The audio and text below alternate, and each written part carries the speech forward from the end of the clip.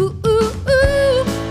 There's only one of you, so tell us your story like only you do. We're on the same team of dreamers, a happy, scrappy group of believers. So come, play a part. There's room for mistakes and messes and art. Who cares if there's not many takers? We're doing it for the makers. Hey, you guys. Welcome to the For the Makers podcast. I am so glad all of you are here. I'm so sorry.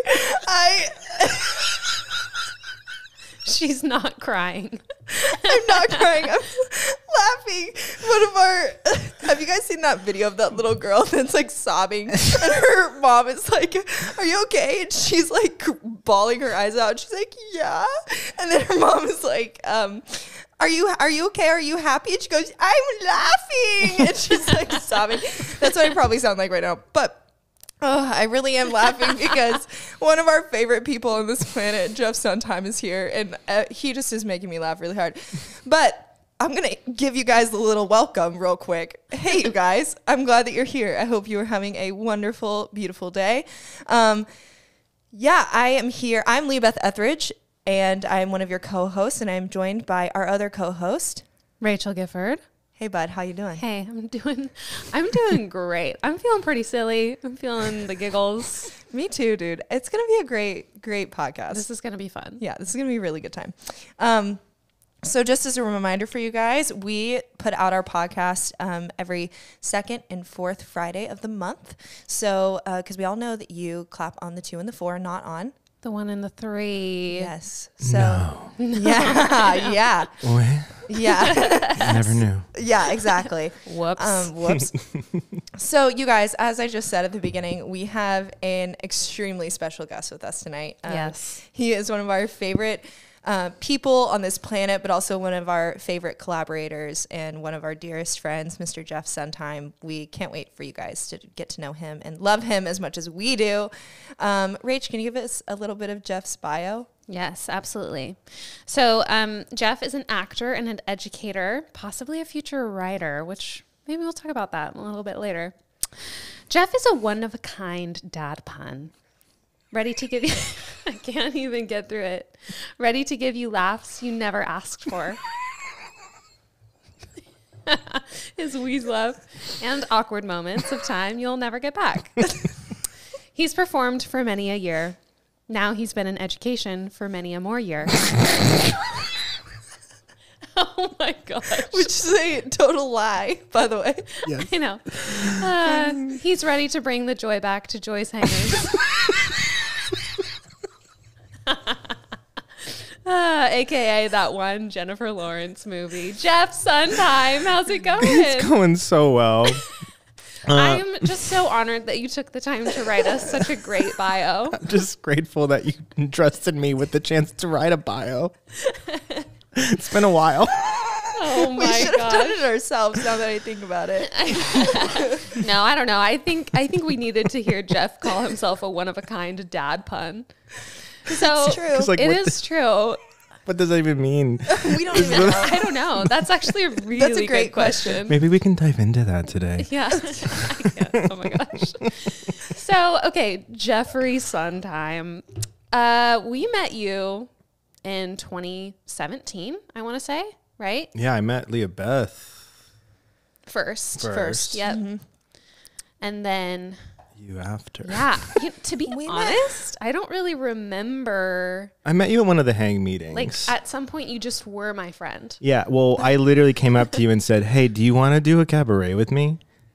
And I That said, was one of our first interactions. that's right. Well, and then we did fine Yes. for the Hang Cabaret. It doesn't mean that they did fine, like they did okay at the cabaret. It means that That's right. the song is called We Fine. did Fine from Ordinary Days. Yes. And it was what's like one of the most memorable, most fun. So I asked you to do that first. Yeah. Or did someone ask us? Did someone ask us to do that? Or did we just, why did, I think Guts. I don't know. Balls. I think we had a hang. There was a cabaret that was being put on. A Valentine's Day. Yes, one. Valentine's Day one. Happy Valentine's Day, everyone. Exactly. And In May. I think one of us, I don't know if I asked you or if I asked you to perform, and we Right. needed a slot for a duet. Yes. And so then one of you must have asked the other. Yes. Yeah. And then we came up with the least romantic ? Song. Available. Yeah. In the music. Well, I guess he proposes at the end. Yeah, but you're like, what? Yeah. Yeah, She, the whole she goes, what? And that's how it ends. Yeah, exactly. Yeah. And then we did a cabaret show together, Which was is super iconic. fun. A year in the life. A year in the life. And then Leah Beth just won't let us not be partners on stage. Yeah. Ever. Ever. Again. Exactly. These two have, if you can't tell through the podcast, through your headphones, both Jeff and Rachel, they have just like the best on stage chemistry ever. And so I will, at any point I possibly can, as a director, I will put them as opposites. So, Yeah. sorry, you guys. Apparently No, we're I'm- just, what were you about to say? Oh, I was going to say, no, don't apologize. Please. We love each other. Yeah. You guys. What were you going to say? Never mind.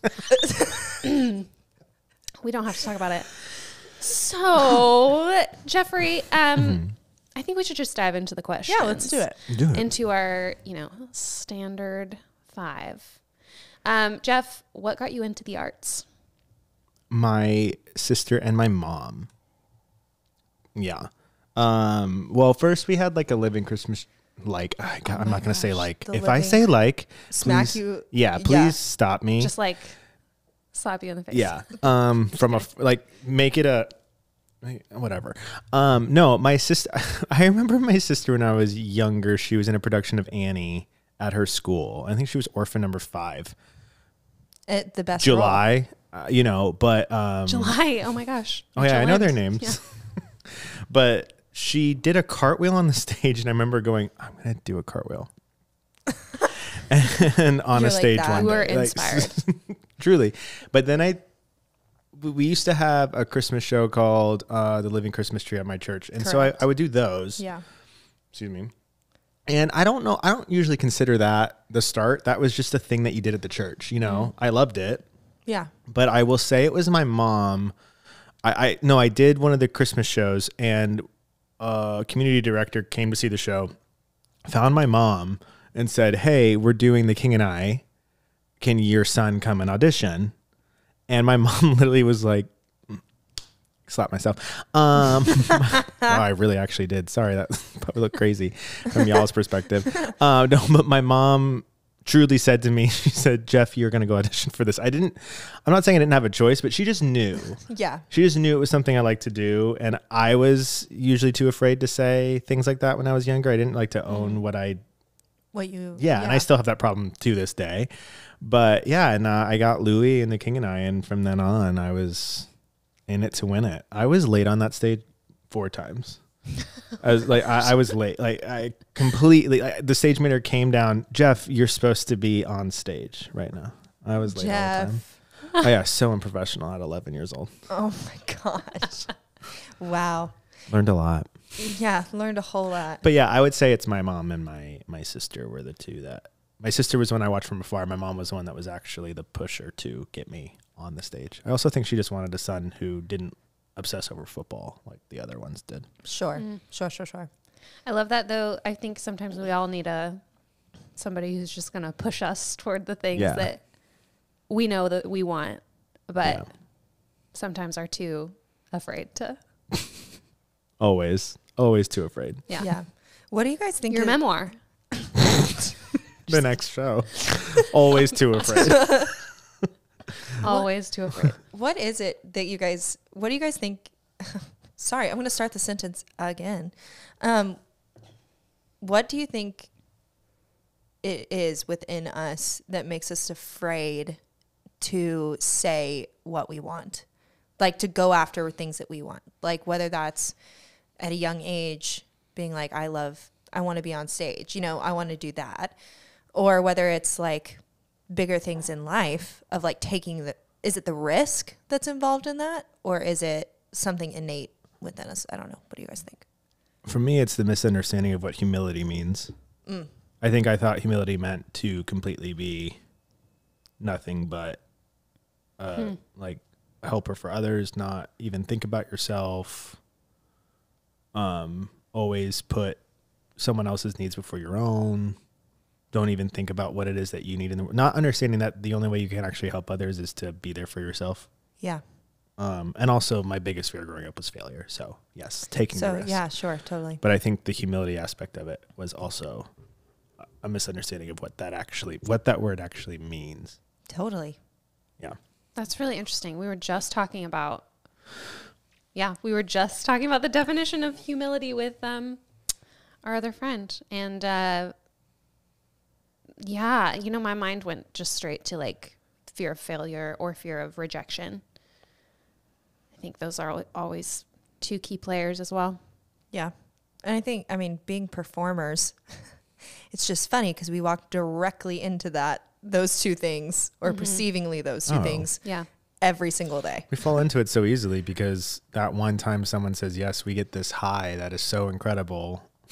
Right. But we're such vulnerable people. Right. Like, we want the rejection in order to get that wonderful high. Right. Yeah. Exactly. We crave it in a way without realizing it. The rejection for the high. Yeah. Oh boy. I think that goes into the whole thing that's like, that whole kind of story that's like, I was about to quit. And then right before I was about to quit, that's when, kind of like the Jenna Fisher story, or there's so many people that was their reality. John Krasinski tells that exact same story when it comes to The Office. He was like, I was about to quit. I was about to walk away from acting. And then I booked Jim.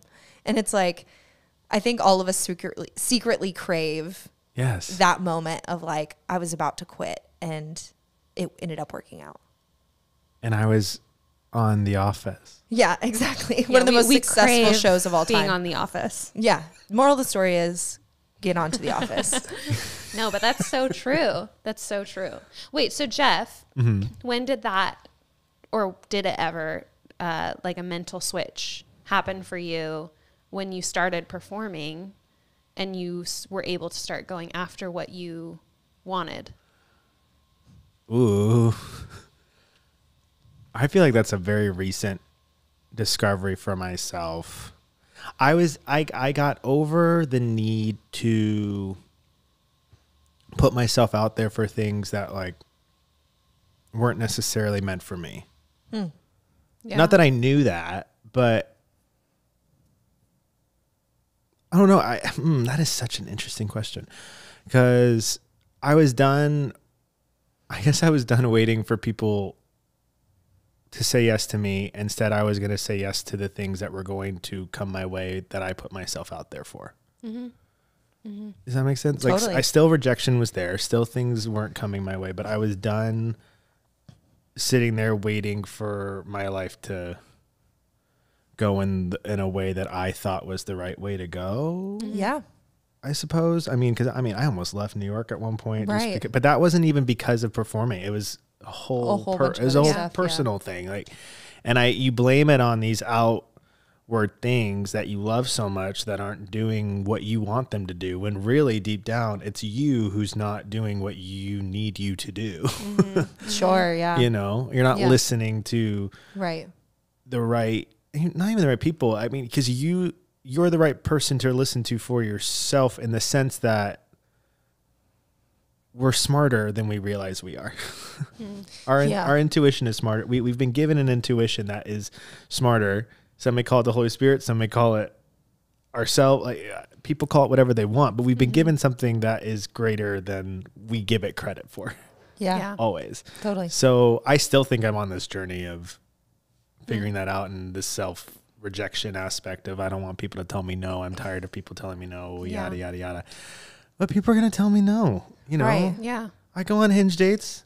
They don't go well. Right. Exactly. People are going to tell me no. Yeah. Right. Yeah. So it's just, I guess I got to the point where I was done letting it take over my time. Mm-hmm. And it was post-COVID, I would say. That switch was post-COVID. Wow. When I finally got a job within the education system, and I was actually seeing what I was asking these students to do. Yeah. And being like, oh, well, I don't do that. I'm not doing it. So I guess that like actually working with students, that I wanted them to succeed in the best way that they could for themselves. I was thinking, well, how can you help them get there if you're not trying to do that for yourself? Totally. So That's good. Can you take us through just kind of the journey of you as a kid realized you loved performing? You went towards acting for a long time, and then you moved to New York. You're pursuing this career, and now you've also kind of dove into the education world as well. What has been kind of how has that trajectory happened? Ooh. It's all happened from big moves on my part. I'd say, yeah, theater, fell in love with it at a young age, was scared to admit it. But everyone knew I loved it and everyone supported it. What's wild is I had full support from my family. It wasn't this thing of, Jeff, you shouldn't do this. Right. They loved that I did it. It was really me and the environment I was in. I knew at a young age that I was attracted to men, and I knew what the theater world encompassed. And I grew up in a very Christian home. So I think I was terrified of having to face that reality, because that is a major part of the reality. And so even when I got to college, I was a business major. That's so funny. I never realized that, Jeff. He goes, like, can you imagine? Like, I do want to run a business one day with my friend, but You just said we're so much smarter than we think. I know, but at that time, I had no idea what to think. I was dating a girl who I really cared about at the time, and and then I was a communications major by like the second semester, and then after that, it's a slow fade from business to theater. And then I go, well, I'll minor in theater, and then I majored by I think my junior year. Yeah, I had to take another lap around the school because I didn't start my major till my junior year because I was too afraid to admit it. Right, I was too afraid. I was too afraid to admit a lot of things, and I think theater was kind of the gateway for me to realize I could be myself, and people that I love are still going to love me. So, junior year, I finally committed to theater, and she committed to me, or he committed to me, or they committed to me, whatever you want to call it. It's theater. It doesn't have any pronoun, but,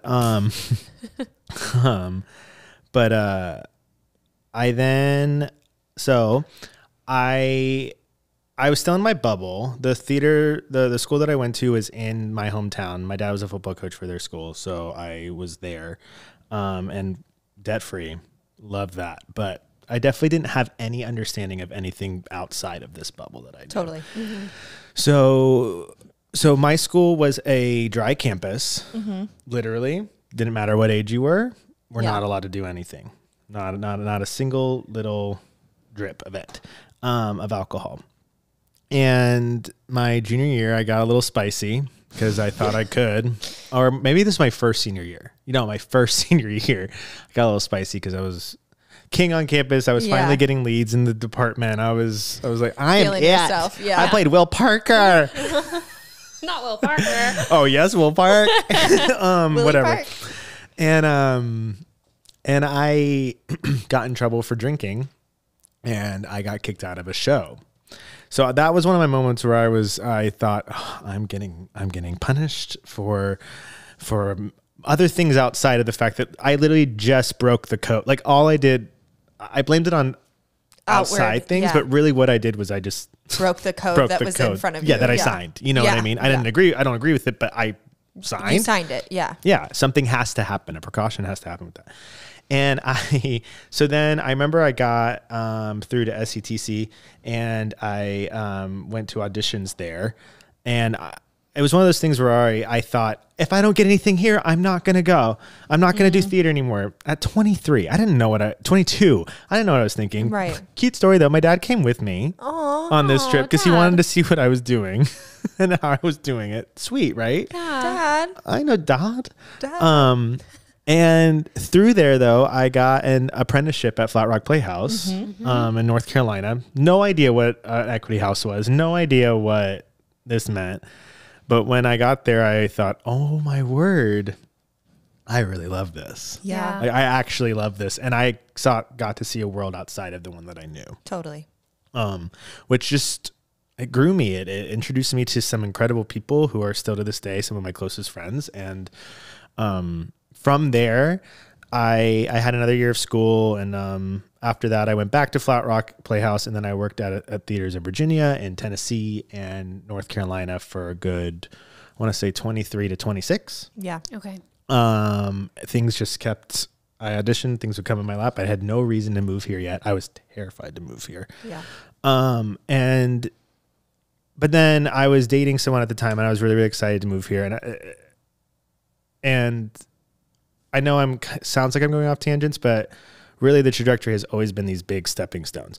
So this guy that I was dating, he broke up with me 2 weeks before I was supposed to move to the city, and I was devastated. I literally had a moment of, what am I supposed to do? Where am I, but I'm going to New York, and I moved to New York, and I immediately started working in the city. Again, theater always seemed to be the thing that found its way to bring me joy in the midst of these big moments that I said, yes, I'm still going to go do it, even though I feel like I just got slapped in the face. Totally. Whether I deserved it or not, but you know what I mean? So then I was here for a year and a half. That's when I met you two in that time frame. And then another relationship entered my life, and I was completely lost. Like lost in the sense of I didn't know what I loved anymore. I was choosing to focus on this because I was trying to prove that this is a real thing that can happen in my life, rather than it focusing on who I actually was, rather than trying to focus on what I wanted myself to look like on the outside for people to see and accept. So then I almost moved to Nashville, where my sister lives, and I love it there. But somehow I found my way back to New York. And that is honestly when at 28, at the end of my 28th year, that's when the shift started happening of, I can control. When I say control, I don't mean I can control every move I do, but I can control my mindset and how I view myself and how I view myself in this industry and how I want myself to be in this industry. Yeah. Regardless if someone wants me in their performance or not. And I think that's when my understanding of theater started to be more foundational, which led to COVID. It didn't lead to COVID, but COVID happened, and then education landed in my lap. Right. And I started to see what I wanted these students to have that I wasn't ready to grasp, ready to hang on to, or maybe sometimes wasn't taught. Sure. And so since then, I've found myself being able to create my own stuff while at the same time helping this next group of people do the thing that I love the most, that's brought me so much joy.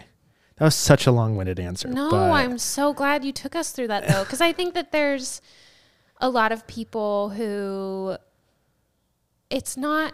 I think we sometimes we get out of, we graduate college or high school or wherever kind of like that education part ends, and we just think it's going to be linear from here, and it's just not. No. It is just, but that's okay. No. And I think that we can feel so frazzled sometimes when it doesn't go the way that we thought it was going to, but that there's actually a lot of amazing things and perhaps a whole different amazing life that you didn't ever think of or fathom that you can have that,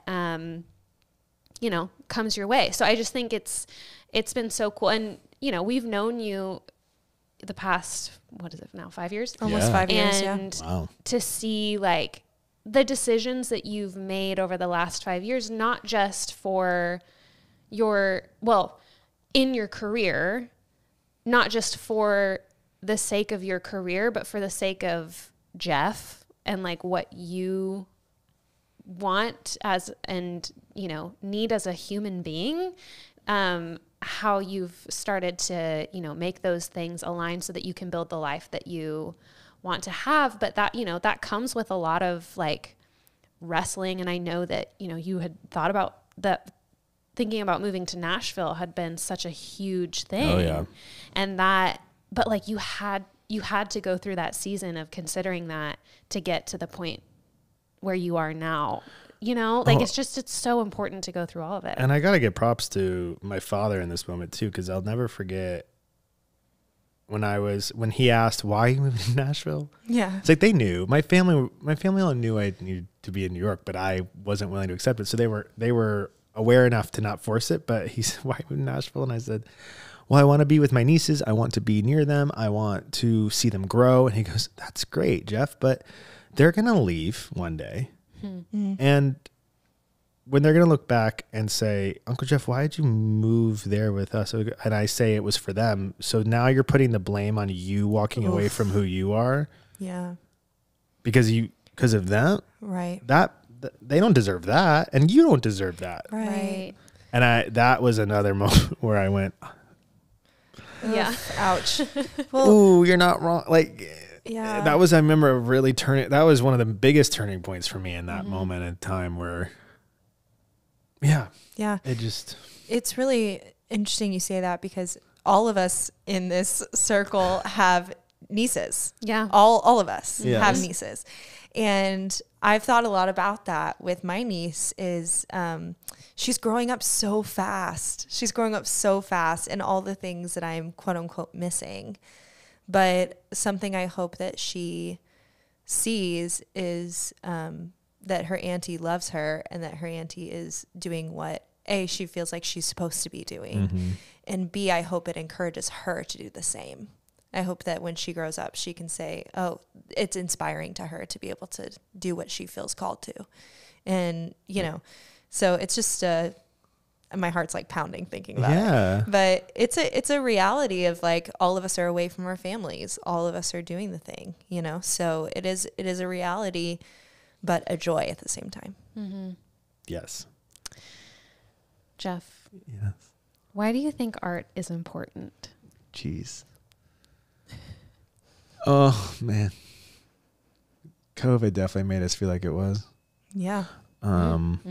It just,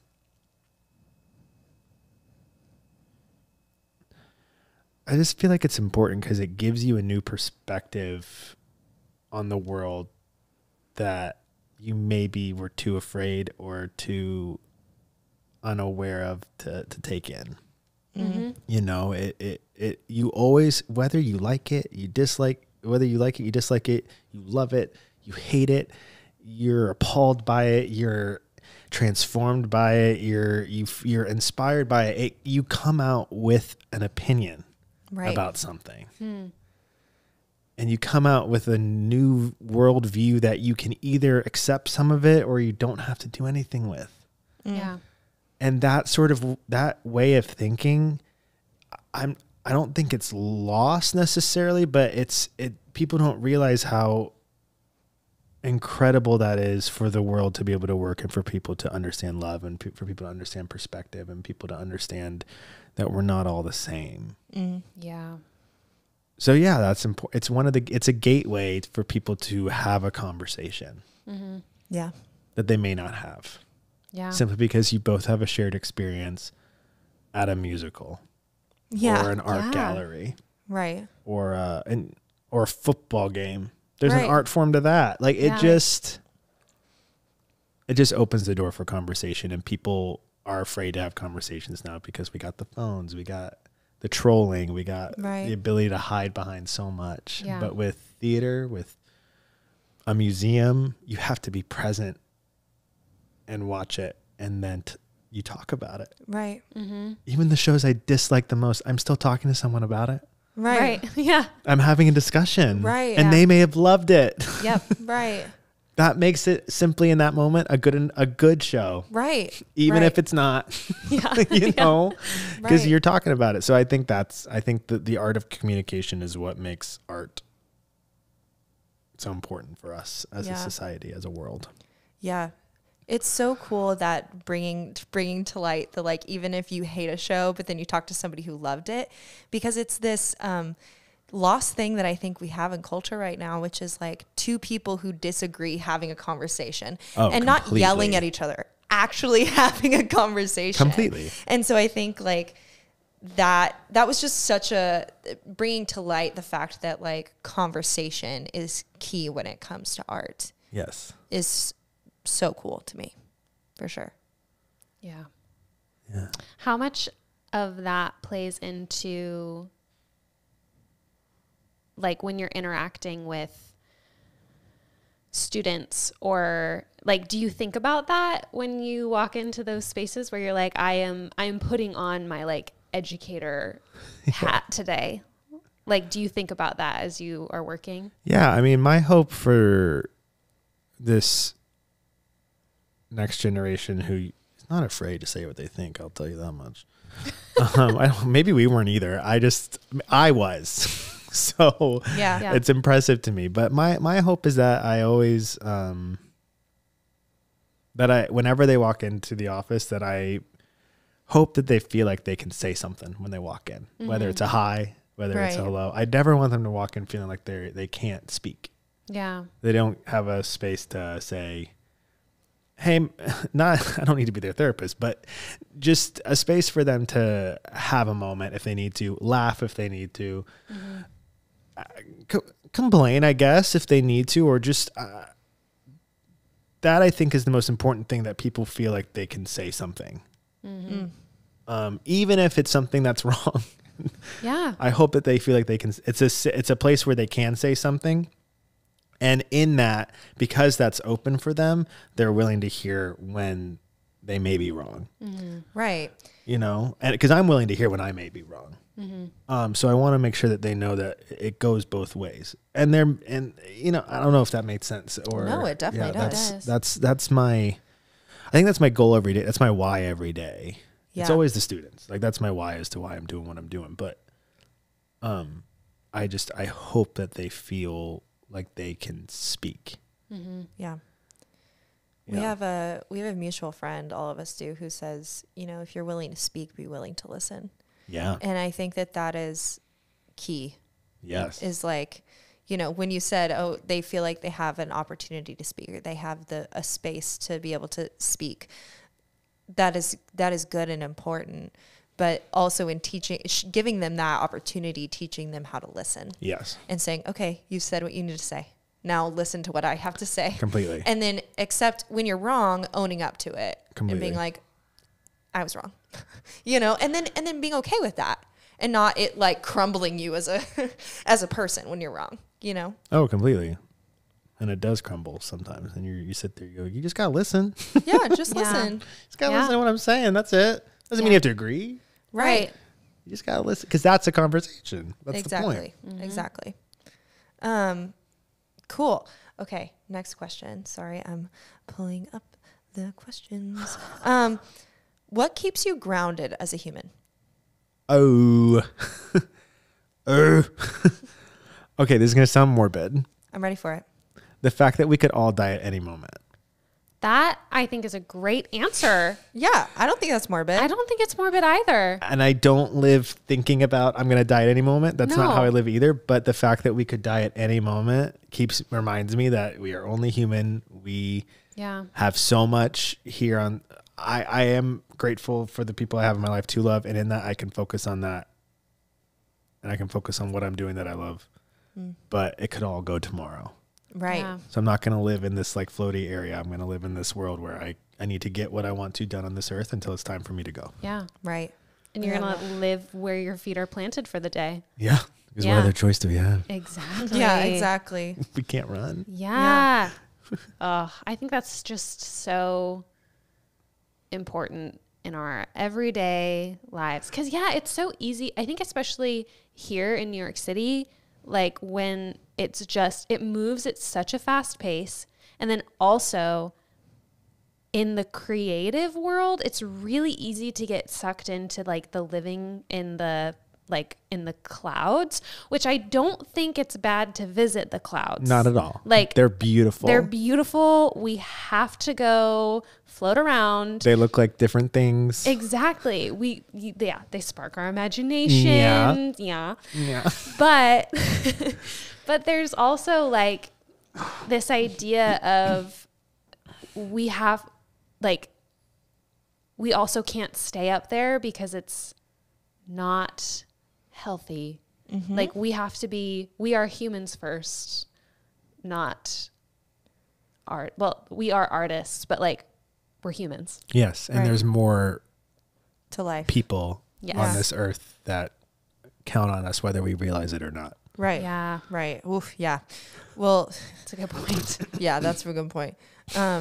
It's like the dichotomy of being an artist, a human that is an artist is like, people will say the phrase like, feet on the ground, head in the clouds. Right. And I think that encompasses kind of what we're talking about. Okay, Shapoopy. Right. But it's like, but it's like this idea of being grounded on this earth and being, growing where you're planted and being solid in the fact that you are a fragile human being that, which gives life its sweetness, I think. Because if we all could just live forever, then, I just think our fragility is sweet. Yes. And so like the fact, and it helps us cherish the people around us even more, but having our feet planted on the ground, but then our heads allowed to be up in the clouds, allows for that dichotomy. I have some friends that I was testing these questions out with the other day, and one of my friends made an observation. She said with this question, she was like, you're either probably going to get somebody's highest, most alive they've ever felt moment or you're going to get like their worst, most like close to death moment. Like those things are the things that keep us grounded as humans. So I just think it's an interesting dichotomy. Like intrigued to know how many people went high and how many people went death. Right. I mean, we haven't really had a huge split. I feel like people have given a variety of answers. So Love. I know, right? Yeah. It's cool. It's really variety pack. We love a variety pack. We love the that. flavors. The flavors. Immaculate. Doritos, Perfect. the ranch, and the regular. We love what I both. mean. We have them all. Mix them. Okay. On the For the Makers podcast. Let's go. We got them all. All the flavors of Doritos. Yeah. Okay. Next question. What person, place, or experience has shaped you the most recently? Or creatively, I'm sorry. My family. Yeah. You saw my show at Green Room. Can you just tell our gentle people. listeners what your show was at Green Room? It was called, I did a show at Green Room. It was, I guess, a one-man show, but I had people come up. But it was called That Love Child. And it took me a while to get to this point, actually, of what I wanted the show to be about. Yes, it did. I went through a few other things. But it simply was the story of how my family has impacted my life for good, for bad, but ultimately for the better. Right. Wicked, whatever. Get out of here, Steven. But you're not welcome here, Steve. I don't know why I went to that one. Yeah, I was about to say that was a little bit of a pull there. Yeah. Okay.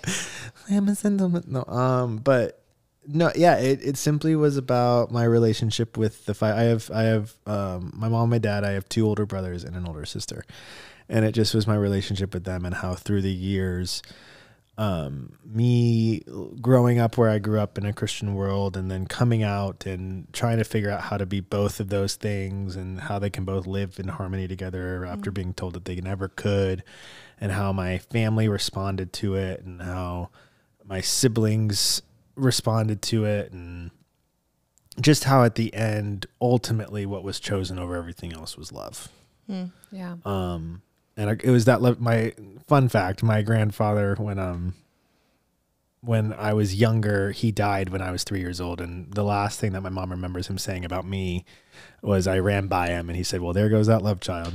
And so it just, it worked, that. you know? Yeah. Yeah. But yeah, my family inspired it. It was, at first it was going to be possibly a show about the people that I've loved, relationship wise in my life, the men and the one girl. And, then it moved into, I think it's going to be about my parents. And for a while it was just about my parents and the hardships that we had and the triumphs that we had and all the things. My mom and I are very close.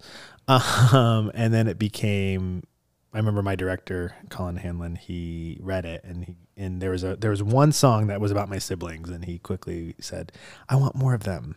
Can we bring more of them in? Yeah. And so the three of them became a great part of it too. So, and it just allowed for, personally, it was a beautiful night for me and it was a cathartic night. It was, when I tell you the next day, I was at work. Just like not well. My boss saw me and she goes, you need to cry, don't you? It's like, yeah, I haven't, because I hadn't cried. That night I forced myself. There were moments where I wanted to cry and I said, you do not want to make these people feel uncomfortable.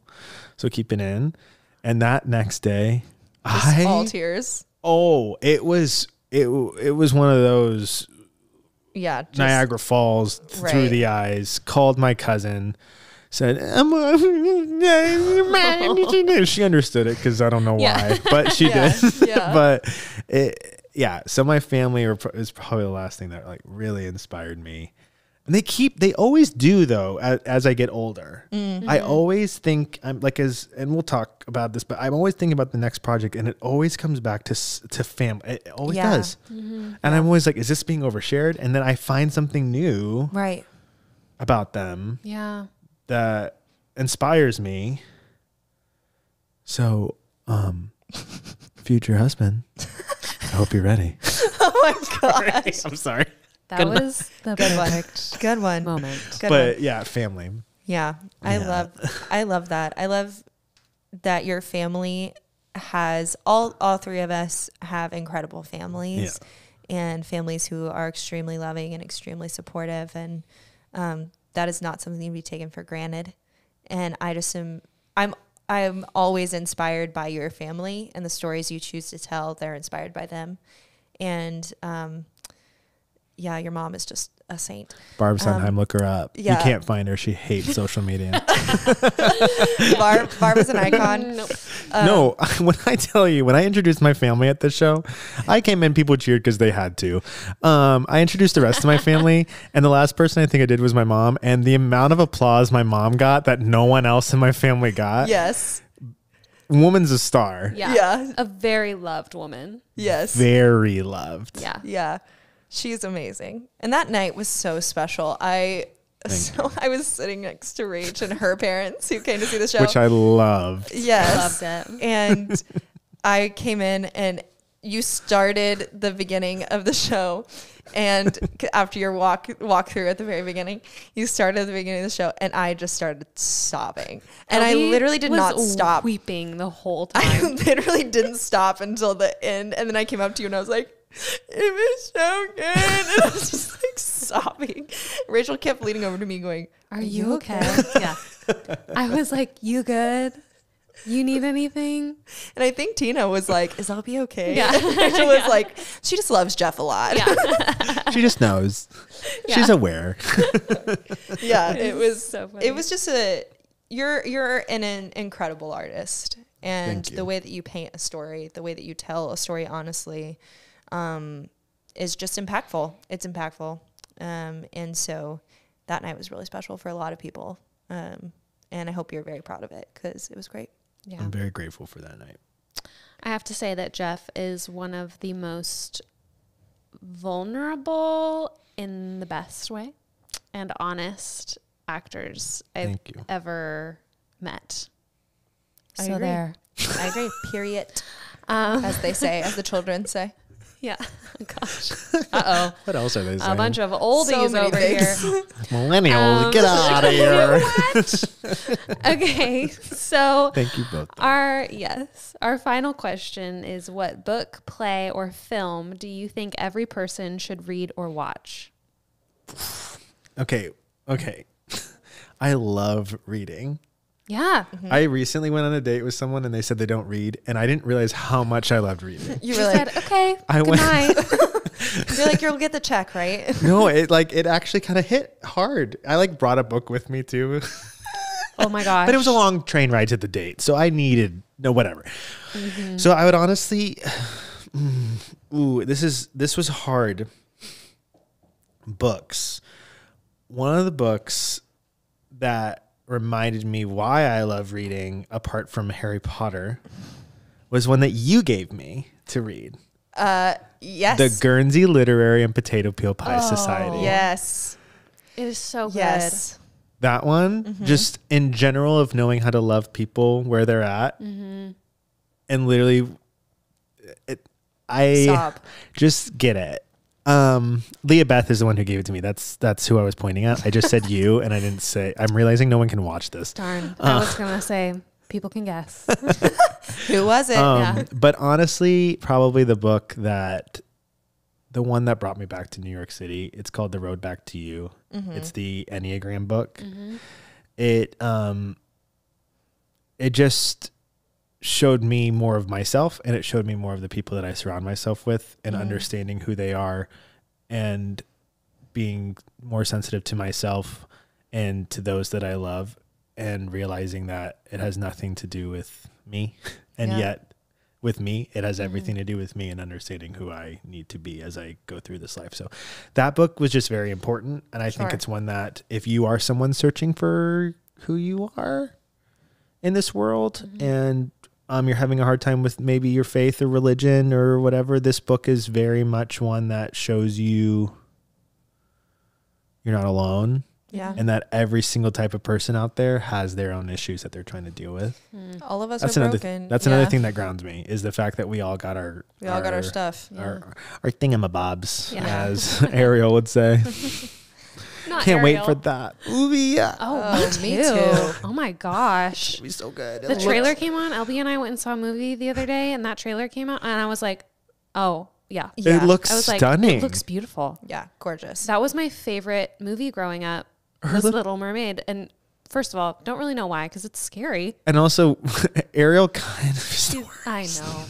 Gosh, But I we love know. her. And now I understand that as an adult. But as a kid, I was like, I want to be Have y'all seen where the people are. Have Yeah. y'all seen the video that's like, I grew up thinking I was Ariel, but now as an adult I realize I'm Ursula? Yeah. Uh-oh. That sounds like every gay 'Cause it's- man's storyline. Because every gay Look man's at you, arc. your pretty face, and don't ever estimate the power of body language. Wait, that's really funny. Is that funny? Yeah. I have one more book. Okay. Yes. Tuesdays with Maury. Have you all read that one? No. So that was the second book I read after The Road Back to you. Okay. And it was like, I think the first one I read in New York when I moved back. Or maybe it was Guernsey. Guernsey I read first. It was literally these three books at this time in my life where I really was refinding who I was. Yeah. It was The Road Back to You, then the Guernsey, and then Tuesdays with Maury. It's literally about this man who had a professor, and he comes back and he just interviews him. And it's true. It's just a conversation. It's a true story. It's a conversation between this student and this professor. Wow. And the student writes it all out. And it's all this information that this Professor Maury gives this student. And it's just all of these That's so gems, cool. these things on how to go about life and how to move forward in a world where you're not quite sure where you fit in, and understand that the world is bigger than what you think it is. And it is stunning. Wow. It's real quick read. Yeah, that Really sounds easy. so good. I gotta get that. Yeah. Oh yeah, you two would. Eat it up. Oh yeah, Yeah. yeah, Yeah. yeah. What about? I'm really interested in your opinion about this. What do you think about musicals or plays? Ooh, that I've seen recently. Just ones you think everybody should see. I mean, obviously, Merrily We Roll Along, because Harry Potter and Hans. Well, no. Oh, sorry. You're talking No, about no. the current. Yeah. Oh, current. Wait, what? No. Oh, I think everyone should see that, but that's Merrily just We 'cause- Roll Along. Yeah, but I don't know. I haven't seen it. Yeah. If for all you gentle listeners, Jeffrey and I both are extreme Sondheim fans. Yeah. And we've converted Rachel, I feel. Oh yeah, for sure. Yeah. For sure. So But they're another level. There are conversations that I just don't even know how to enter into because I'm like, it's like a force field. Wait, what am I trying to say? Force field. You know, like Violet in The Incredibles, how she Yeah. can like put the little bubble thing around her. yeah. I feel like that happens sometimes when you two are talking to each other about Sondheim. And if I were to try and enter the conversation, I'd just like be booted right on out of there. It would be a quick look like, Yeah. No, And I'd be I'm like, so sorry. No, it's not out of you can't sit with us. Okay. We're not mean girls. it's how do I sit with them? It's truly like they are the super family. They are the Incredibles So here, listen when here. it comes to Sondheim. I like to claim, my last name's Sundheim. I like to claim I'm his illegitimate nephew that he never Yeah. wanted, so he made me rename. I he like named to my claim family. that I'm related to Kathy Lee. Yeah, and he made me rename it with a U. No. Yeah. Yeah. That's what I like to tell people. That's a good one. I love that. And I claim it. Yeah. Own Yeah. it. It's Own my it. delusion. Yeah, exactly. Just for you. But one that I've seen recently, is that actually what I should give the answer to? Sure. Okay. Well, just one that you think everybody should. Come from away. Yes. Say it again, Jeff. Come from away. Yeah. Yelled it. I'm sorry, everyone. No, I'm so glad you did. Go find that tour. Yeah. Get your tickets. Mm-hmm. Talk about humanity. Mm-hmm. Yep. Hope for humanity. Yep. Simple kindness. 12 people on a stage that turns. That's the biggest thing that they do. And then there's trees and 12 chairs and 4 tables. And beautiful 2 storytelling. tables. It is a masterpiece. And it's 12 people coming in and out of different characters. Yeah. Insane. That is the storytelling That's it. that we miss. That's Yeah. it, folks. Yeah. That's it. Jeff, we love you. Love you too. Thank you so much. This is not ASMR. Both of you. Oh, I got my nose on the mic. On the microphone. Microphone. Jeff, where can people find you on the socials? Wherever they want. No, okay. Oh. No, I mean, yeah, it's at Jeff Sundheim. I should do it at Sondheim's nephew, but That would be hilarious. yeah. You should. do you think I'll get more followers? Yeah. Yeah, that's me on Instagram. I'm on TikTok too, but really, I'm hoping if You I do are? TikTok, yeah, it's at Jeffrey Sundheim. Changed it up a little bit. Wow. My hope for TikTok is a Barb Stan account. Barb Sundheim Stan account. yes, totally. correct. When I tell you the video content that woman doesn't mean to put out, Produces. Yeah. y'all, you aren't. That's what I would make my TikTok about. Just my mom. Can you please? Yes. Okay, great. I already have one ready with my nieces, my 17 and 15-year-old niece, where I'm like, we're doing this with Grandy. Yeah. And she's going to say yes because she loves it. She pushed me to be on stage because she wants to be a star. Like Yeah. that's, and she's not a stage mom, but she She was ready. She's ready. No, when I tell you that people would come over, we would probably need to be up for time. When people would come over to my house not to see me, my friends, oh, we're coming over for tea to have with your mom today. Yeah. Yeah. How many of you? Oh, there's 4 of us. You're coming over to see my mom? Yeah. Not surprised, but seriously? Popular lady. And is. my mom's like, they're all coming over around 5. You can come say hi if you want. I'm sorry, what? You're like, wait, hold on. Yeah, Mom, well, I'm going to go hang out with Leslie. Yeah. And your friend. We're going to go to the movies. Yeah, Barb. Yeah, how do you like that, Barbara? Oh gosh. Barbara. Barb, we love you. We really do. We do love you, Barb. So, yeah. Jeff, before we sign out, do you have anything that you're working on that you want to share about? Anything that you're excited about upcoming? I do have something that I'm excited about that I'm working on that literally started today. Oh my gosh, amazing. Yeah, I'm not saying anything on here about it quite Great. yet. Okay. Well, wait, this doesn't come out till May. Yes. I can't talk about it. That's okay. That's Yeah. okay. That's okay. Nothing crazy, but just something Stay tuned, everybody. I mean, and then there's also what you're working on, Leah, that I'm excited about. Yeah, so Rachel and Jeff and I are co-collaborators on a specific project that we've been working on for a year now. No, more than a Probably year. Year and a half. You've been working on it You've for more been than on a it. year. Yeah, you've been working on it for like 2.5 years. Yeah. But we were in full COVID when we had that first reading. yeah, we were. Which has been one of the joys about working on this project is the fact that I have two incredible co-producers and collaborators and friends in the entire world that are supporting me in it. So you guys all stay tuned for that too, because I think we're going to get some grounding soon. Yeah. And until then, I'll be at Circle in the Square Theater School helping these students get to where they need to go. Hey, there you go. So if you want to come to the school, We'd love to hear hit it. him up. Hit Yeah. him up. Jeff, we love you. Yeah. Love you both. Thanks for being here. Anytime.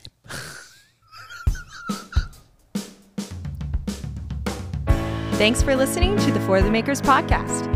There are a few ways you can engage with us. Join our team of dreamers on Patreon for exclusive content you can't get anywhere else. To get updates and find out more about Seated Productions, you can find us on Instagram at seated.productions or visit our website at www.seatedproductions.com. Until next time, listen well And tell stories.